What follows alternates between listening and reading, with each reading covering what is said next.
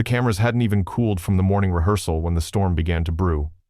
The studio air felt thick, buzzing with that nervous electricity that tells you something unforgettable is about to unfold. Lights blazed against the polished set, turning every surface into a mirror of anticipation. Jane Moore sat tall in her chair, the quiet commander of daytime television. Her eyes scanned the panel with the sharp focus of a woman who'd built her career on tough questions and tougher truths. Ruth Langsford adjusted her immaculate blonde hair, her knowing smile hiding the kind of calm that only comes from years of live broadcasting.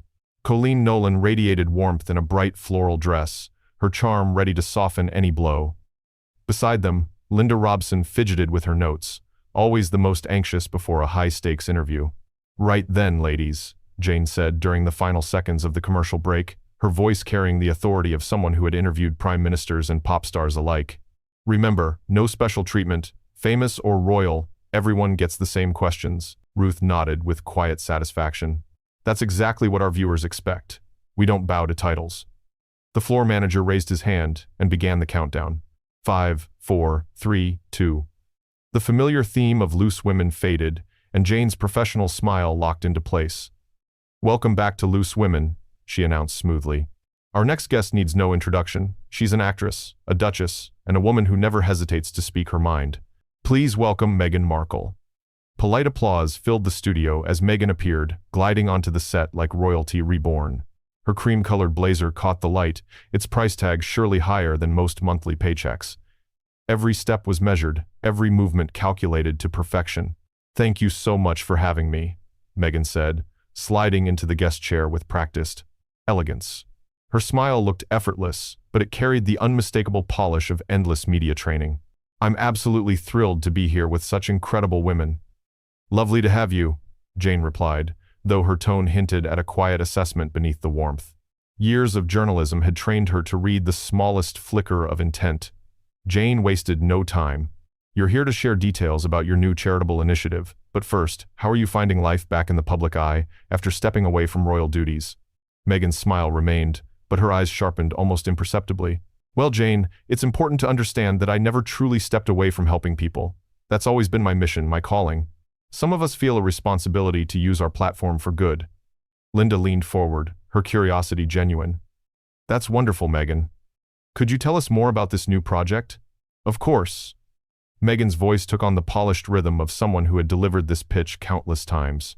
"We're launching a global initiative to support women who've faced real adversity, women who've had to overcome genuine struggles, not just everyday inconveniences." Ruth's eyebrow arched ever so slightly at that last phrase, though she remained silent. Colleen offered an encouraging smile, her diplomacy flawless. "That sounds like important work. What inspired you to focus on this particular cause?" Meghan straightened, her tone turning serious. "When you've experienced real hardship yourself, when you've had to fight for your place in the world, you understand what other women go through. Not everyone can relate to that level of struggle." Jane's pen froze mid-sentence. "Real hardship," she repeated, her instincts pricking like a detective spotting a trail. "Could you elaborate?" "Well," Meghan said, her manicured hands gesturing gracefully, "there's a difference between facing genuine challenges and dealing with everyday problems. Some of us have had to overcome systemic barriers, relentless media persecution, and institutional bias. We know what it's like to have the world against us." The studio went noticeably still. Linda shifted in her seat. Ruth's polite smile thinned with quiet skepticism. Jane placed her pen down with deliberate calm. "I see. And you feel that gives you a unique perspective?" "Absolutely," Meghan replied without hesitation. "When you've had to rebuild your entire life from the ground up, you understand resilience in a way others simply can't. It's about knowing what real struggle looks like." Something in Jane's expression hardened. "Real struggle," she echoed, the words carrying a weight that drew every eye in the room. The atmosphere tightened like a drumhead before a storm. Meghan, oblivious to the shift, pressed on. "Exactly. Not everyone understands the pressure that comes with my position, the sacrifices I've made, the things I've given up for the greater good." Ruth cleared her throat softly. "Many of our viewers might say they've faced their own challenges." "Oh, of course," Meghan replied with a delicate wave. "Everyone has problems. But there's a difference between problems and genuine persecution. When you're fighting centuries-old institutions and challenging the establishment itself, that's a different level entirely." Jane's jaw flexed almost imperceptibly. In the control room, producers exchanged frantic looks. Something was about to ignite. "Let me ask you," Jane said, her voice cooling to the tone that had made her a legend in British journalism. "What would you say to a single mother working 3 jobs to keep a roof over her children's heads, or someone caring for elderly parents while barely making ends meet? Are their struggles not real enough?" "That's not what I meant," Meghan answered quickly, though her tone carried more dismissal than clarification. "Of course, those are challenges. I'm talking about being targeted on a global scale, having every move scrutinized, being forced to give up everything you know." "Everything?" Jane's eyebrow arched, the question cutting like a blade. "You mean giving up acting to marry a prince and live in palaces?" The audience fell into a stunned silence. Colleen reached for her water glass with a trembling hand. Linda shrank into her seat, as though trying to escape the tension. Meghan's perfect composure flickered. "It's more complicated than that, Jane. You wouldn't understand unless you've lived it. The isolation, the lack of support, navigating systems that weren't designed for people like me." "People like you," Jane repeated slowly, setting her cards aside and turning fully toward her guest. "And what kind of person is that exactly?" "Someone who refuses to be silenced," Meghan shot back, her polished exterior starting to crack. "Someone who won't just smile and wave while pretending everything is fine. Someone willing to speak truth to power no matter the cost." Jane let out a short laugh, dry as sandpaper. "The cost? What cost exactly? Moving to a California mansion? Signing multi-million-dollar streaming deals? Choosing your own projects and causes?" Meghan's voice rose a notch. "You have no idea what you're talking about. The death threats, the targeted attacks, the complete destruction of my privacy and peace of mind." "Privacy?" Jane's disbelief sliced through the air. "You've given interviews to every major outlet. You have a podcast, a Netflix series. You've written books and delivered speeches about your private life. What privacy have you lost that you didn't choose to share?" Ruth tried to step in, her voice a soft buffer. "Perhaps we should—" "No," Jane interrupted, firmly, holding up a hand.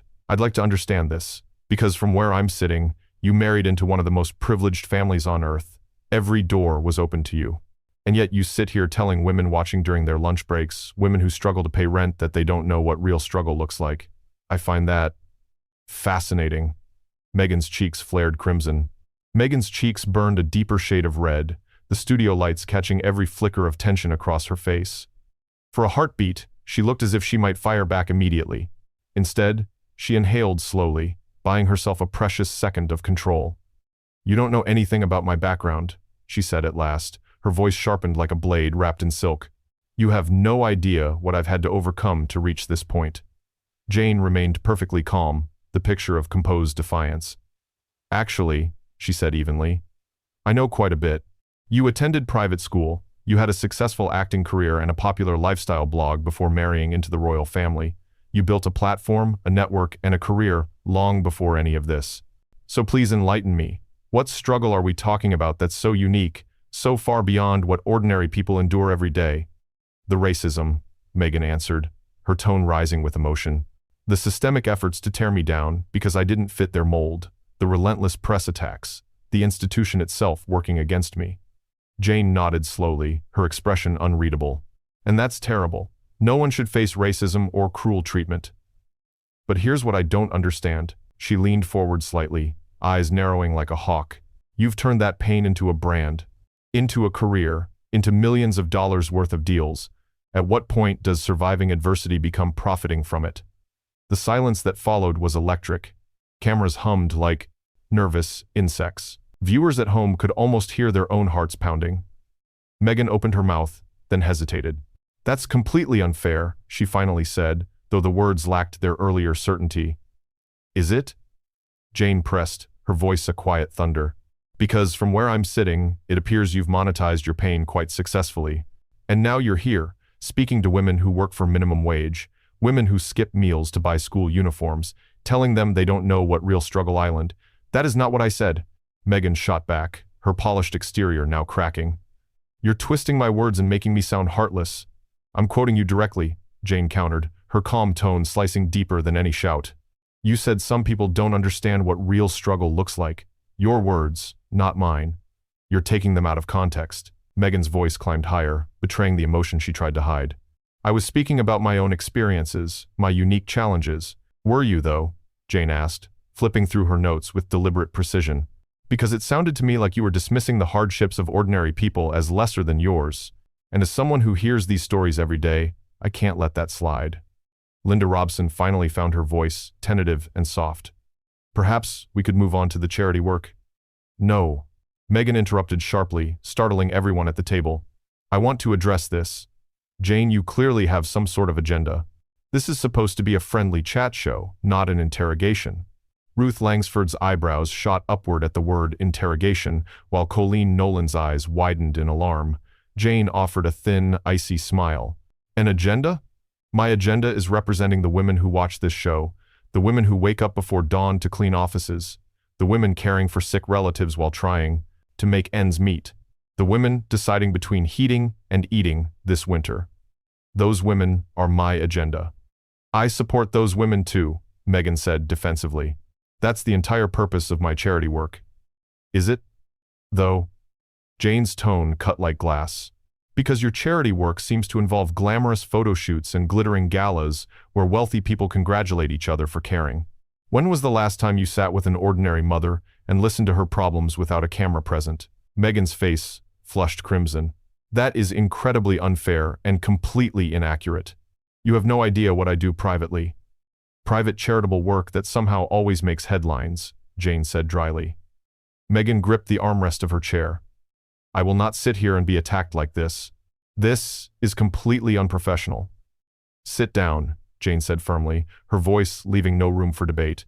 You came on this show to promote your causes. The least you can do is answer questions honestly instead of throwing a tantrum when someone challenges you. The words detonated like a bomb. Colleen gasped. Ruth covered her mouth. Linda looked as if she might faint. Meghan froze, her eyes blazing. Excuse me? You heard me, Jane said, calm as ever. For the last 10 minutes, you've told our viewers their struggles aren't real. And when I questioned you, your response was to storm off rather than defend your position. That's not the behavior of someone who's faced real adversity. That's the behavior of someone who's never been told no. How dare you, Meghan hissed, her voice low and trembling with fury. You have no right to speak to me like that. Actually, I have every right, Jane replied, her tone as steady as a judge delivering a verdict. This is my show. These are my viewers. And when someone comes on here and insults them, whether intentionally or not, it's my responsibility to call it out. I did not insult anyone, Meghan said, through clenched teeth. You said, Jane repeated slowly, that some people don't know what real struggle looks like. You said not everyone can relate to your level of hardship. You dismissed their problems as everyday inconveniences while elevating your own experiences as somehow more meaningful. That's not what I meant, and you know it. Meghan's voice cracked like a whip. Then what did you mean? Jane asked simply, leaning forward. Explain it.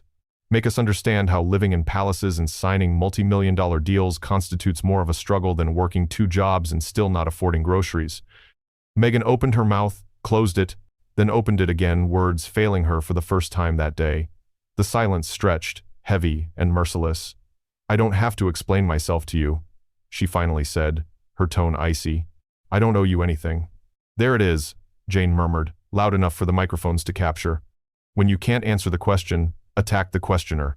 When you can't defend your position, claim persecution. It's a familiar pattern. I'm done, Meghan announced, standing abruptly and unhooking her microphone pack. This is harassment. I won't be subjected to this. Jane remained seated, perfectly composed. Ladies and gentlemen, she said calmly to the cameras, our guest has chosen to leave, rather than clarify her statements. I think that tells you everything you need to know. Meghan turned, eyes flashing like lightning. You sanctimonious, bitter woman. You're just jealous that I've built a global platform while you're stuck hosting a daytime show. Gasps rippled through the audience. Ruth's hand flew to her chest. Colleen's jaw dropped. Linda sat frozen in shock. Jane simply smiled, a cold, crystalline smile. And there it is, she said softly. The real person beneath the polished surface. Thank you for showing our viewers who you truly are. Almost on cue, 2 studio security guards appeared at the edge of the set, their presence quiet but undeniable. The studio doors opened with a quiet hiss as 2 security guards stepped forward, their black earpieces glinting beneath the harsh lights. Their arrival was silent but commanding, the kind of presence that made the audience sit straighter without knowing why. Meghan's eyes darted toward them, shock flashing for the briefest instant before she lifted her chin, regaining that royal poise. "This is outrageous," she declared, her voice echoing through the suddenly breathless studio. "I came here to talk about charity, not to be ambushed." Jane remained perfectly composed, her hands folded neatly on the desk, as if she were discussing the weather. "No one forced you to leave," she replied evenly. "But if you choose to walk away, instead of answering fair questions, that is your decision." The guards stopped a respectful distance away, waiting for a signal. The cameras captured every detail. Meghan's tightened jaw, the flicker of hesitation in her eyes, the way her designer heels clicked against the polished floor as she stood. "This isn't over," Meghan warned, her voice cutting through the silence like a shard of glass. Jane met her gaze without flinching. "Goodbye, Meghan." The audience gasped softly, a collective intake of breath that seemed to pull the air from the room. Ruth Langsford pressed a hand to her chest, her eyes wide with disbelief. Colleen Nolan clutched her water glass so tightly the condensation dripped onto the desk. Linda Robson looked as though she might slide right out of her chair. Meghan turned sharply, her expensive blazer catching the light as she strode toward the exit. Each step was a mix of fury and regal precision, the sound of her heels ringing like distant gunfire across the studio floor. The security guards followed at a discreet distance, their measured pace ensuring that every camera angle captured the unfolding spectacle. One guard opened the side door, and the sound of the hinges creaked louder than any applause. Without another word, Meghan swept through the doorway, her silhouette framed for a heartbeat in the studio lights before disappearing into the corridor beyond. For a long, electric moment, silence ruled the set. The cameras stayed fixed on Jane, who remained seated with the calm authority of a captain guiding a ship through a storm. Finally, Jane broke the silence with a voice steady enough to slice through the tension. "Ladies and gentlemen," she said, her words deliberate and clear, "our guest has left the building. Today we were asked to believe that privilege is struggle. Our viewers can decide what they think of that." The audience erupted, some clapping, some still frozen in disbelief. The mixture of gasps and scattered applause filled the studio like a restless tide. Ruth exhaled a shaky breath. "Well," she managed softly, "that was unexpected." Colleen gave a nervous laugh, still gripping her water glass. "Television history," she whispered. Linda shook her head slowly, eyes wide. "I don't think I'll ever forget this." The cameras lingered on Jane's composed face as she offered a final, measured smile. "We'll take a short break," she said calmly. "Stay with us." The red recording light blinked off, and the studio plunged into a low hum of frantic whispers and racing heartbeats. Viewers at home would replay the moment for days, dissecting every glance, every pause, every word. Behind the closed door, Meghan's footsteps echoed down the hallway, fading into the distance, leaving behind a stunned panel, a breathless audience, and the unmistakable imprint of a showdown that would live on in daytime TV legend.